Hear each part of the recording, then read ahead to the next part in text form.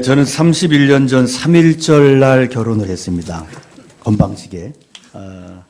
당시는 주일을 빼면 사역자들은 거의 국경일에 결혼할 수밖에 없는 토요일이 휴일이 아니었기 때문에 그런 시절이었습니다. 결혼 주례하셨던 목사님 지금은 고인이 되셨는데 당시 막 신학교 졸업하고 사역을 시작한 저에게 결혼 주례사로 주셨던 말씀이 3.1절 정신으로 목회해라 였습니다. 독립군에게는 세 가지 각오가 있어야 된다. 굶어 죽을 각오, 얼어 죽을 각오, 총에 맞아 죽을 각오. 그런 각오를 가지고 사역의 길을 걸어가라고 비장한 말씀을 주셨는데 그 말씀이 지금도 저에게는 늘 생각나는 제 가슴 속에 살아있는 말씀이 되었습니다. 오늘 본문에는 너무나 척박한 환경에서 홀로 남겨진 채로 사명을 부여받고 있는 한 믿음의 사람이 나오는데 바로 디도라는 사람입니다. 이 디도서는 바울 사도가 그의 믿음의 참 아들이었던 디도에게 보낸 서신입니다. 디도는 유대인이 아닌 헬라인이었지만 바울 사도 통해서 복음을 전해 듣고 또 바울 사도를 통해서 양육받고 그리고 바울 사도의 사랑하는 믿음의 아들이 되었습니다. 그래서 바울 사도는 디도를 향해서 오늘 4절에서 참 아들, 나의 참 아들이라고 말합니다. 그리고 성경 읽다 보면 이 디도는 바울 사도의 이 사역에 동행을 했고 어려울 때마다 중요한 역할들을 감당했던 사람. 그래서 고린도서 8장 2절에 보면 디도로 말하면 나의 동료요 너희를 위한 나의 동력자요 우리 형제들로 말하면 여러 교회 사자요 그리스도의 영광이라 이렇게 소개합니다. 바울 사도에게 디도는 자랑스러운 믿음의 사람이었습니다. 그런데 사도는 이렇게 자랑스럽고 사랑스러운 믿음의 참 아들 디도를 그레데 섬으로 보내면서 그 보낸 이유를 오늘 본문에서 이야기합니다. 그리고 그 이유는 바로 남아있는 사명을 위해서 그 땅에 네가 해야만 하는 반드시 감당해야 되는 그 일 때문에 너를 그곳에 남아있게 한다, 보낸다. 그렇게 남아있게 하는 이유를 설명을 합니다. 자, 우리가 오늘 본문의 말씀을 좀 정확히 이해하려면 먼저 그레데라는 땅이 어떤 곳인가를 알아야 되는데 성경의 그레데는 어떤 곳이냐? 오늘 1장의 내용 보면 그레데는 10절에 복종치 않는 자들이 많은 곳이고 헛된 말 하는 자가 많고 속이는 자가 많은 곳이다 그랬어요. 사기꾼이 많은 땅. 특히 할례당이 교회를 어지럽히는 곳이었습니다. 더러운 이익을 추구하는 자들도 있었습니다. 뿐만 아니라 가정을 무너뜨리는 자들이 많은 곳이었습니다. 한마디로 그레데라고 하는 땅은 악한 땅, 나쁜 땅, 살아남기에 힘든 땅, 더욱이 믿음을 지켜내기는 너무너무 어려운 땅, 목회하기에는 최악의 땅, 가장 골치 아픈 땅이었습니다. 기록에 의하면 그들은 술꾼들이고 무례하고 거만하고 믿을 수 없는 자들, 거짓말하는 자들, 탐욕스러운 자들이다 그랬어요. 이 헬라어에 크레티조라는 단어가 있는데요. 이 크레티조라고 하는 단어는 거짓말한다, 속인다라고 하는 그런 뜻입니다. 근데 이 그레데라고 하는 단어는 말은 크레티조에서 왔어요. 그러니까 사람들이 그러잖아요. 그 땅은 어떤 몹쓸 땅이다. 그 땅을 몹쓸 땅이라고 부를 때 나중에 역사가 지나고 나면 그 몹쓸 땅이라고 불렀던 그 이름이 그 땅이 되잖아요. 그러니까 이 그레데는 역사적으로 보면 굉장히 험악한 땅. 그래서 이름만 봐도 사람들이 그 땅은 가지 마. 그거 못 사람 살 동네가 아니야. 그런 땅이었습니다. 그래서 12절에 보면 그레데인들은 항상 거짓말쟁이 악한 짐승이고 배만 위하는 게으름뱅이라 그렇게 소개가 돼요. 고대 저술가 폴리비우스는 탐욕과 허세가 그레데 토양에 본래부터 뿌리 내리고 있었기 때문에 그들은 어떤 식으로 수입을 얻던지 전혀 상관하지 않는 유일한 백성들이다. 그렇게 기록을 하고 있습니다. 그러니까 돈이 되는 일이라면 아무 문제가 되지 않는다. 이게 무서운 이야기죠. 그런 땅, 자신들의 배를 채우고 자신들의 이익을 위해서라면 사람을 죽여도 그냥 눈 하나 깜짝하지 않는 땅. 그렇다면 이런 현실을 볼 때 바울 사도가 진짜 디도를 사랑한다면, 아끼는 사람이라면 어떻게 해야 될 것 같습니까? 상식적으로. 그 땅에서 빨리 꺼내줘야 맞잖아요. 야, 그 땅 사람 살 동네가 아니야. 빨리 나와. 내가 너를 도와줄게. 뭐 이렇게 해야 뭐 앞뒤가 맞을 것 같은데 바울 사도는 오히려 정반대 이야기를 해요. 이렇게 힘들고 고통스럽고 문제 많은 땅에 사랑하는 너를 남겨둔 이유가 있다. 그리고 이 말에 대해서 디도 역시도 불평하지 않아요. 거역하지 않아요. 아니, 나 사랑한다며요. 그럼 빨리 꺼내줘야죠. 지금 뭐 우한 지역에 뭐 비행기를 타고 뭐 국내로 들어오고 막 나라로 막 이렇게, 그런데 이제 못 들어오게 하고 막 이 난리가 나잖아요. 그러면 우한 지역에 사랑하는 사람이 있으면 여러분 어떻게 하겠어요? 빨리 끄집어내는 게 정상이잖아요. 그런데 그 땅에서 너 있어. 그 땅에서 죽으면 죽고 그 땅을 너는 끝까지 지켜야 돼. 이렇게 이야기하면 얼마나 서운하겠어요. 그런데 디도는 그렇다고 해서 이렇게 골치 아픈 땅에 나를 왜 버려두느냐 원망하지 않았어요. 불평하지 않았어요. 여러분, 세상 살면서 많은 불만들이, 아쉬움들이 있잖아요. 기도하면서 많은 사람들이 이 탄식의 기도를, 때로는 원망의 기도를 해요. 하나님 왜 나를 이런 망할 가문에 시집 오게 하셨습니까? 뭘 누가 오게 해, 지가 갔지. 왜 하나님 나에게는 좀 금수저 아버지를 주시지.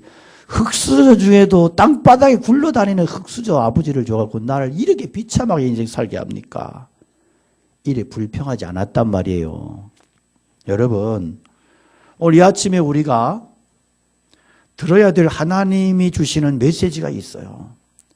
그리고 여기에 믿음의 비밀이 있어요. 그것은 하나님께서는 디도를 그 몹쓸 땅에, 망할 땅에 남겨두신 특별한 이유가 있다는 거예요. 이 말씀을 오늘 나의 음성으로 들을 수 있기를 축복합니다. 하나님께서 골치 아파. 오늘도 교회 오는데 참 사람 사는 게 아니라고 그렇게 불평하면서 마지못해 이 자리에 다리를 끌고 오신 분이 있을 수 있어요. 그런데 하나님께서 뭐라고 말씀하시냐면 너 그레데에 남겨둔 이유가 있어. 너를 그 땅에 두신 이유가 있다고 말씀하시는 거예요.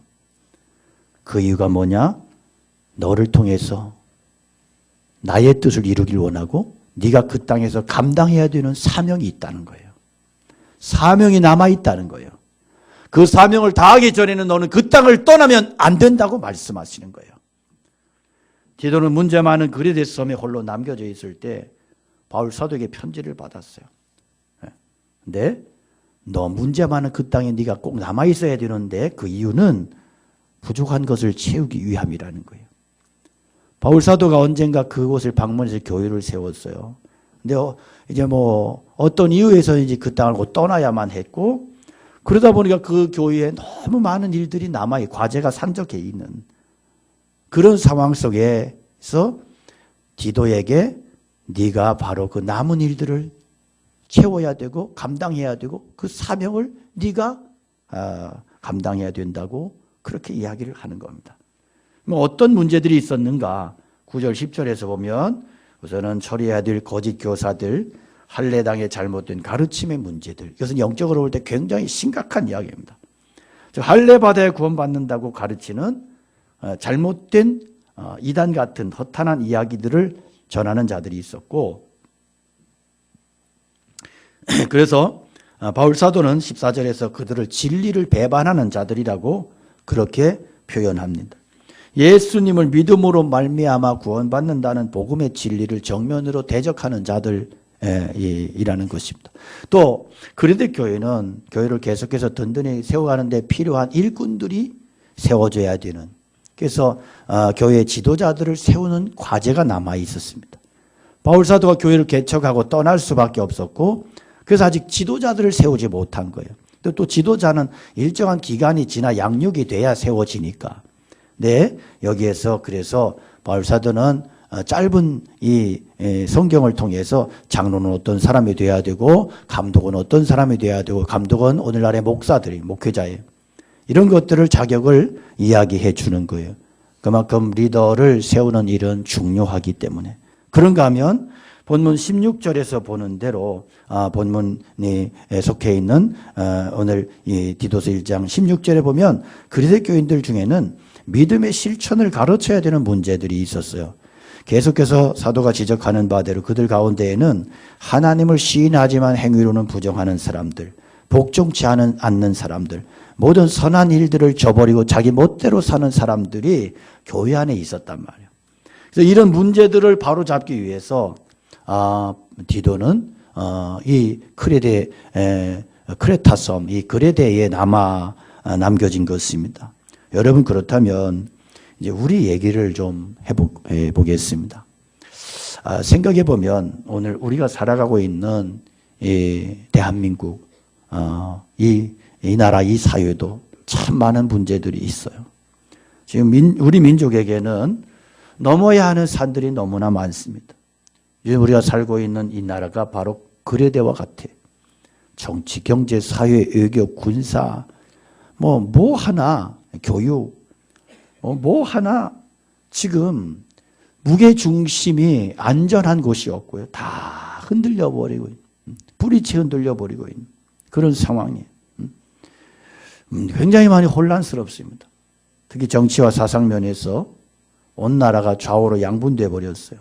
6.25 때보다 더 극심한 그런 분열로 치닫고 있지 않나. 모든 게 혼란스럽고 불안하고요. 대화도 안 되고요. 거기다가 이 신종 코로나 바이러스까지 겹쳐가지고 온통 나라가 어수선하고 아주 나라가 완전히 침체에 빠져 있는. 노인네들 일자리는 좀 늘었지만 가장 중요한 40대 일자리가 지금 계속 줄어서 가장 실업자들이 늘고 있는 거예요. 40대 일자리에 준다는 이야기는요, 굉장히 심각한 이야기입니다. 그러니까 40대들은 다 어때요? 아이들이 다 지금 한참 크는 아이들, 중학생, 고등학생, 굉장히 나라의 중심이 되는 그 세대인데 이 세대들이 지금 직장에서 떨려나고 직장을 잡지를 못하는 굉장히 심각한 이야기의 사실이거든요. 이런 상황 속에 있고 청년들 직장 구하는 거, 제대로 된 직장 구하는 거 하늘의 별 따기예요. 엊그제 어떤 청년이 왔어요. 눈물 글썽글썽하면서 직장이 됐다고. 제가 같이 울 뻔했어요. 정말 요즘에 청년들 직장 구하는 일이요 쉽지 않습니다. 쉽지 않아요. 그러니까 다 힘든 거예요. 계속되는 경제 불황 침체로 다 힘들어하고 있고 또 좀 사업하려고 그러다 보면 또 세금 두드려 맞아가지고 부도 나고 사정이 이렇다 보니까 지금 자살 인구가 자꾸 늘어요. 지금 매일 지금 하루에 38명씩 자살을 합니다. 자살 공화국이 됐습니다. 정치판은 계속해서 갈등과 정쟁의 연속이고 4월 총선 어떻게 치룰지 걱정이에요. 치르고 난 후에는 또 나라가 얼마나 혼란스러울지 더 걱정이에요. 이렇게 우리는 문제 많은 땅에 살아가고 있어요. 참 제가 하루는 그런 생각이 들더라고요. 왜 내가 이렇게 나라 걱정을 하고 있나. 나라 걱정 안 하는 땅에 좀 살고 싶다. 그래서 캐나다로 이민 가는 히라가 그리 부러운 거 있지 않습니까? 자식이 나를 같이 좀 데려가더니 지만 날아가고 나라 걱정을 안 하잖아요. 근데 우리는 다 나라 걱정을 한 짐씩 짊어지고 그러고 살고 있어요. 너무너무 이게 말이요. 참 이 나라가 너무 불쌍한 나라 사실은. 나라가 국민들이 나라를 걱정하는 나라. 이 말이 되냔 말이에요. 지쳐 있어요. 수많은 어려움과 고통 직간접으로 그렇게 경험하고 있습니다. 그러면 교회는 어떠냐? 교회는 좀 세상이 이럴 때 그래 교회는 희망이 있어. 교회를 가면 내가 왜 살아야 되는지 어떻게 살아가야 되는지 힘을 준다. 거기에 하면 답이 있다. 이렇게 되고 교회는 그래도 세상이 더럽고 세상이 타락해도 교회는 정직하고 교회는 의롭고 교회는 뭔가 다르다. 이런 얘기를 좀 들었으면 좋겠는데 사람들이 교회를 놀려요. 개독교래요. 너희들은 지금 너희들은 신뢰할 수가 없대요. 손가락질하고 있어요. 비웃고 있어요. 큰 교회들은 담임 목사직을 자식에게 세습하겠다고 몸부림을 치면서 목사들이 교회를 사유재산으로 착각을 하고 또 다른 교회들은 리더십 교체하는 과정 속에서 편갈르기 싸움이 일어나고 분란이 생겨 교회가 두 쪽 나고 교회 안에서 폭력 사태가 벌어지고 재산권 문제로 세상 법정에 소송을 몇 년씩 하고 있고 지도자들의 성적인 문제, 도덕적인 문제가 이리저리 뻥뻥 터지고 이런 일들이 매스컴을 통해서 수도 없이 방영이 되고 인터넷상에 수백 가지, 수천 가지가 떠돌아다니고 있어요. 교회가 하나님 앞에 바로 서고 나라와 민족 위해서 가슴치며 눈물로 중보기도 하고 교회는 세상과 다르다는 그런 이야기를 들어도 부족할 판에 교회가 자기 모순에 자기 만족에 빠진 채로 아무런 앞도 보지도 못하고 그렇게 허둥거리고 있는 혼란에 빠져 있는 모습은 아닙니까? 여러분 개인사는 또 어떻습니까? 개인사 안전하신가요? 평안하신가요? 한숨 짓고 자녀들의 문제, 부모의 문제, 서로가 대화가 단절돼 버리고 노인네들은 노인네들의 고집을 쓰고 있고 자식들은 자식들대로 또 다른 생각이 있고 직장은 직장대로 사업은 사업대로 가족 중에 누가 병이라도 걸려서 누워버리면 그 가족 전체는 그 짐을 끌어안고 탄식해야 되고 고민해야 되고 문제가 뻥뻥 터지면 그 문제 똑같이 끌어안고 가야 되고 왜 우리 가정은 이 모양이냐 이 꼴이냐 우리 집안은 왜 이 모양이냐 한숨 짓고 탄식하는 분들이 왜 없겠어요. 그런데요 여러분 오늘 문제 많은 그 일터의 가정에 이 나라 이 민족에 하나님의 교회에 우리를 불러주시고 남겨두신 이유가 분명히 있다는 사실을 아셔야 됩니다. 즉 우리는 세상의 악한 것들 그리고 어려운 문제로 가득한 그 어둠의 땅 그레데에 아들처럼 사랑하는 디도를 남겨둔 이유가 있다고 말하는 바울 사도의 음성을 성경의 음성을 지금 나에게 주시는 하나님의 음성으로 들을 수 있기를 축원합니다. 그게 뭐냐? 하나님께서는 바로 저와 여러분을 문제 많은 곳에 그 문제 회복시키라고 부족함 채우고 상처 치유하고 그리고 그 땅에서 너는 나의 사명을 거룩함을 지켜내고 감당하라고 그렇게 우리를 그 땅 가운데 두셨다는 거예요. 왜 나에게만 이런 일이 있느냐 원망하지 말고 그래 나를 이 땅에 두신 이유는 나를 여기에 두신 이유는 분명히 하나님의 뜻이 있어. 그리고 그 뜻을 묻고 찾고 기도하고 하나님 왜 나를 여기에 두셨습니까? 제가 무엇을 해야 되지요? 제가 무엇을 어떻게 감당해야 될까요, 주님? 묻고 점검할 필요가 있다. 세상 사람들은 문제가 생기면 다 도망가요. 뿔뿔이 흩어져요. 부담되면 뭔가 도망부터 치려고 그래. 그러나 그건 신앙인의 모습 아니에요. 우리 신앙인들은 오히려 문제 속에서 내 존재 가치를 역설적으로 발견하는 사람들이에요. 여러분, 우리에게 있어서 일어나는 그 어떤 일도 우연은 없습니다.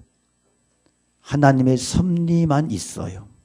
이 세상 모든 것은 하나님의 섭리와 주권 속에 움직이는 것을 믿는다면 우리는 그것을 믿고 사는 믿음의 사람들, 청교도의 후예들이라면 우리에게 일어나는 그 어떤 일도 우연은 없다고 믿는 것이 신앙입니다. 그러므로 우리는 그 모든 일들 속에서 그것이 너무너무 힘든 일이고 너무 속상하고 너무너무 어려울지라도 그게 나에게 너무 괴롭고 피해 도망치고 싶을지라도 하나님이 왜 나를 여기에 세우셨는지, 왜 나를 여기에 부르셨는지 이것을 묵상하고 이것에 초점을 맞추고 기도해야 되는 거예요. 하나님을 깊이 생각해야 돼요. 그리스도의 십자가 앞에서 그 속에서 하나님 내가 여기에서 할 수 있는 일이 무엇인지를 찾고 기도하며 그 사명을 감당해내는 것이 신앙임을 기억하시기를 축원합니다. 저는 여러분들이 어떤 상황에 처해 있는지 제가 몰라요. 그럼 어떤 상황에 처해 있든 그곳에서 문제를 회복하기 위해서, 부족함을 채우기 위해서, 상처를 치유하기 위해서, 하나님의 나라를 회복하기 위해서 주님이 내게 맡기신 그 기쁘신 뜻을 믿음으로 감당하게 하기 위해서 하나님이 나를 그 땅에 두셨다고 하는 그 사실을 기억하시기 바랍니다. 이게 바로 부름받은 신앙이니 세상 속에서 살아가면서 가져야 되는 그러한 믿음의 태도인 것입니다. 하나님께서 나를 고통의 땅에 문제 많은 곳에 두신 이유가 있음을 믿음의 눈으로 바라보면서 온갖 시련을, 고통을 다 견디며 승리한 신앙인들이 우리 교회사 속에 보면 많이 계시지만 대표적인 분을 뽑으라면 저는 주기철 목사님을 생각하게 됩니다. 이분은 일제강점치 아래서 7년 동안 5차례 감옥을 드나들면서 온갖 종류의 끔찍한 고문을 당하시다가 결국은 순교하셨어요. 일제 형사들은 하루 멀다고 목사님께 매질을 하고 매질이 지루해지면 가로지른 천정 강목에 발목을 묶어 거꾸로 매달아 놓고 가죽 채찍으로 휘둘러 쳤습니다. 그러면 채찍으로 때릴 때 이게 흔들흔들하면 비행기 타는 기분이 어떠냐고 조소하고 비웃었습니다. 전기 고문으로 사람을 계속해서 기절시키고 고춧가루 물 주전자를 강제로 매달린 콧구에 매달려 있는 상태에서 코에 들이붓고 손톱 발톱을 대나무 바늘로 후벼 파고 찌르고 온갖 종류의 만행을 저질렀습니다. 아들 주광조 장로님 증언에 의하면 주 목사님 가장 참기 어려웠던 고문이 2가지 있대요. 잠을 안 재우고 잠을 못 자게 하며 계속 괴롭히면 사람이 실성을 한대요. 그러니까 그런 상태로는 신사 앞에 그냥 절을 하겠더라는 거예요. 또 하나는 널판지에 눕혀놓고 사지를 묶어버리고 아랫도리를 벗기고 알코올에 적신 탈지면을 꼬챙이에 감아서 요도를 쑤시는 거예요. 이 고문 당하실 때는 피가 찢겨서 피가 흐르고 면도날로 아랫도리를 저며내는 것 같고 기절도 하루에 수도 없이 기절하고 그때마다 목사님 절규하면서 내 생명 데려가 달라고 울부짖으셨대요. 그런 고문 당하고 나면 1달이고 2달이고 소변을 못 봐서 변기통 붙들고 통곡을 했답니다. 계절도 없이 7년 동안을 계속했는 겨울에는 고문하다 기절하면 피토성이 된 몸에 찬물을 들이부어서 나중에는 옷과 피고름이 쩔어붙어서 죽을 지경에 또 고문당하고 그렇게 끔찍한 혹독한 세월을 보내셨다고. 고문 끝에 감방으로 돌아가면 간수가 하루 2끼 밥 넣어주는데 때때로 단식해서 목숨 끊어버리고 싶은 적이 한두 번이 아닌. 그렇지만 그것도 내 생명 내 맘대로 하는 것 범죄라서 그럴 수도 없으셨답니다.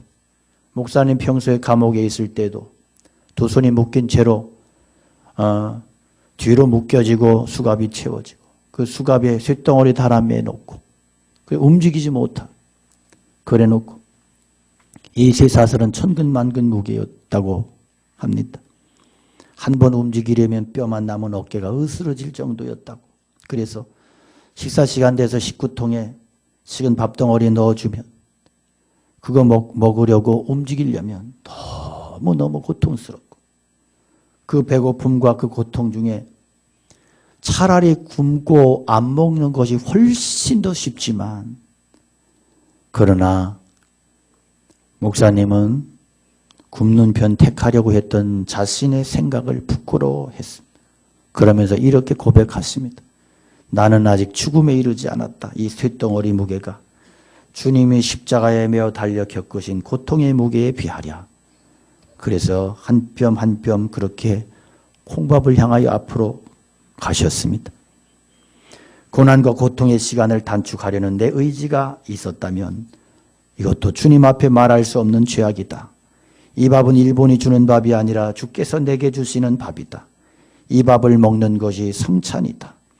이 시간은 주님이 내게 주는 고난의 시간이 아니라 주님이 나와 함께 하시는 시간이다. 이 밥 먹고서야 주님과 더 가까워지는 것이다. 나를 기념하라 하시며 떡과 포도주 나누어 주신 주님의 뜻은 주님께서 겪으신 모든 것 잊지 말라고 간직하라는 뜻이다. 예수님, 그분이 겪으신 수치를 기억하기 위하여 나는 이 밥을 먹는다. 예수 그분의 참혹한 처형과 십자가 위에서의 죽음을 내 영혼과 내 몸에 새겨넣기 위하여 나는 이 쇠사슬을 이끌고 밥을 향하여 나가며 개처럼 혹은 다른 더 천한 짐승처럼 이 밥을 먹어야 한다. 오 주님, 나 같은 것에게 이런 일을 허락하시다니, 나 같은 것을 주님의 그 치욕에 감히 참여하게 하시다니 감사하다고 이렇게 고백하며 쇠사슬의 쇳덩어리에 짓눌려 뼈 으스러뜨려가며 밥덩어리 입으로 물어다가 한 입 한 입 베어 물며 그것을 주님의 성찬이라고 고백하며 눈물과 함께 삼키셨습니다. 십자가의 죽음을 당할 수밖에 없었던 예수님의 생애를 더듬어 자신에게도 이 길 갈 수 있는 특권 주신 그분의 사랑에 감격하면서 그렇게 견디셨습니다. 한 번은 고문당하다가 일제 휴유 작전으로 3일간 가석방을 시킨 일이 있는데, 이때 소식 듣고 달려온 사모님께서 목사님께 한 첫 마디가 이거예요. 목사님 승리하셨겠지요? 그때 주목사님이 사흘 말미뿐이요 대답했더니, 그러면 다시 그곳으로 가셔야 됩니다. 어머님 아이들 걱정 마시고 다시 가셔서 신앙 지키시고 순교하십시오. 목사님은 조선교회의 미랄이 되셔야 됩니다. 목사님 맡으신 일은 그뿐입니다. 조선교회가 많은 열매 맺도록 하실 의무를 주님께서 목사님에게 주신 거 잊지 마십시오. 목사님 순교하셔야 조선교회 무너지지 않습니다. 목사님 순교하셔야 조선교회가 꿋꿋이 설 수 있습니다. 목사님 결코 살아서 붉은 벽돌 건물 걸어 나오시면 안 됩니다. 목사님 순교하고 언젠가 사모님께서 그때 회상하시며 아들 주광조 장로님께 이렇게 말씀하신 적이 있답니다. 아들아, 그건 내 목소리가 아니었다. 분명 내가 말하고 있었지만 내 귀에 들리는 내 목소리는 내 목소리가 아니었다. 그리고 그것은 준비된 말도 아니었다. 마치 누가 시켜서 써준 문장 읽듯이 술술 흘러나오던 그 말은 내 의사, 내 뜻이 아니었다. 성령님께서 그 순간 사모님의 영혼을, 사모님을 강권적으로 붙잡으시고 사모님 통해서 목사님에게 그렇게 말씀하신 것입니다. 그리고 그때 사모님께서 울면서 목사님께 이렇게 말씀하셨대. 용서하세요, 목사님, 용서하세요. 다만 며칠이라도 제가 대신할 수만 있다면 이 곤욕 대신 치르고 싶다고. 목사님, 그러나 어쩌겠습니까? 내일 모레 들어가셔야 된다면 다시 가셔야죠. 목사님이 일본 앞에 두 손 드시는 것은 산정연교회의 패배요 조선교회의 항복입니다. 아니죠. 조선 그리스도인 전부의 항복입니다. 이제는 누가 뭐라 해도 목사님은 일본 천황과 영적 전투 시작하신 것입니다. 사탄과의 싸움이 시작된 것입니다. 당당하게 나가 싸우십시오. 주목사님도 염려하지 말라고. 주님의 십자가가 자신을 이끌고 있으니 반드시 승리할 것이라고. 내 결코 살아서 이 붉은 벽돌 나오지 않을 것이라고 말씀하시고 감옥으로 들어가셨고 마침내 7년 동안의 모든 고문과 고난을 다 견디시고 순교로 승리하셨습니다. 사랑하는 성도 여러분, 주 목사님과 오정무 사모님은 너무나 끔찍한 고통의 현장에 있었지만 그들은 그곳에서 하나님 원망하지 않고 불평하지 않고 하나님이 왜 자신들을 그 땅에 그곳에 남겨두셨는지 그 이유를 목적을 분명히 알고 있었습니다. 그것은 무너져가는 조선교회, 신앙이 타락해가는 기복신앙으로 무너지고 망쳐가는 교회의 조선교회 신앙을 끝까지 떠받치기 위함이었습니다. 그러기에 그들은 그곳에서 힘들다고 무섭다고 괴롭다고 도망치지 않았어요. 다만 하나님께서 우리를 여기에 두신 이유가 분명히 있음을 고백하며 그 길 따라서 끝까지 승리했고 나를 이곳에 남겨두신 하나님의 목적을 이루셨어요. 그러므로 사랑하는 성도 여러분, 우리 이 세상 살면서 문제 많다고 상황 어렵다고 변명하고 도망치는 자들이 되지 마시고 그동안 더럽다고 어렵다는 이유로 그 자리 떠나는 것을 정당화시키며 살아왔던 우리들에게 오늘 주님께서는 그 자리는 네가 도망칠 자리 아니고 그 자리는 네가 내 사명 붙들고 살다가 죽을 자리라고 말씀하시는 겁니다. 여러분, 가정 환경 힘들다고 그래 신앙 포기하는 사람들, 신앙생활 대충 하는 분들, 믿음을 먹고 그렇게만 살아내야 되느냐고 변명하는 사람들,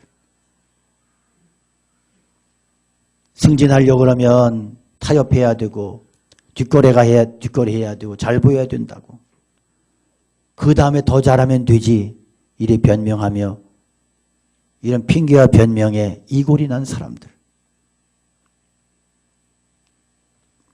그렇게 살아오셨다면 또 그래도 된다고 생각하며 살아오셨다면 그래서 도피하고 타협하면서 신앙 양심 줘버리면서 그렇게 살아오셨다면 이제는 사명의 자리에서 도망치지 마시고 더럽고 악한 땅에 홀로 남아서 끝까지 사명 감당했던 디도처럼 그리고 우리 신앙 선배이신 주기철 목사님처럼 그 눈물과 고통의 현장에 당당하게 서서 하나님의 뜻을 이루어 거룩함을 부족함을 채우는 거룩함을 이루는 내가 죽어 주님 나라 세워가는 거룩한 사명자들 다 되시기를 축원합니다. 하나님께서는 오늘 우리에게도 많은 문제 많은 우리 가정에 우리 일터에 교회에 그리고 우리나라 조국 대한민국에 살면서 우리에게 주신 은혜와 사명을 바르게 간직하고 감당하며 살라고 그렇게 말씀하십니다. 하나님 우리에게 어떤 어려움이 있고 문제가 있다 하더라도 오히려 하나님께서 나를 여기에 두신 이유가 있고 그것은 바로 나를 통해서 하나님의 뜻을 이루고 그리고 부족함을 채우고 세우기 위함이라고 말씀하십니다. 이 사명의식 가지고 최선 다하는 사명자의 삶을 살아갈 것을 요구하십니다. 너희는 세상의 소금이 만일 그 맛을 잃으면 무엇으로 짜게 하리요? 후에는 아무 쓸데없어 밖에 버리워져 사람에게 밟힐 뿐이라. 이 시대를 향한 엄중한 주님의 말씀을 경고의 말씀을 기억할 것입니다. 이제 우리 모두 사명자가 돼서 부족함을 채우며 사명 감당하는 하나님의 사람들이 되시기 바랍니다. 그 결과 모두가 다 힘들다고 아우성치고 있는 이때에 저희 여러분들이 가는 곳마다 부족함이 채워지고 상처가 치유받고 땅이 회복되는 역사들이 일어나기를 축원합니다. 우리 이렇게 사명자의 삶을 각오하고 믿음을 선포하며 그 자리를 지켜내며 살아갈 때 주님께서 우리에게 말씀하실 것입니다. 사랑하는 광복교회 성도들아, 너희들은 나의 동료요 나의 동력자요 나의 사자요 나의 영광이구나. 우리 모두가 사랑하는 주님께서 원하시고 기뻐하시는 그런 삶을 살아가기 원합니다. 모두가 힘들어도 주님께서 걸어가신 그 길, 믿음의 길을 끝까지 지켜내며 믿음을 고백하며 끝까지 그 길을 승리하시기를, 그 길을 끝까지 걸어갈 수 있기를 주님의 이름으로 간절히 축원합니다. 우리 함께 찬양 드리겠습니다.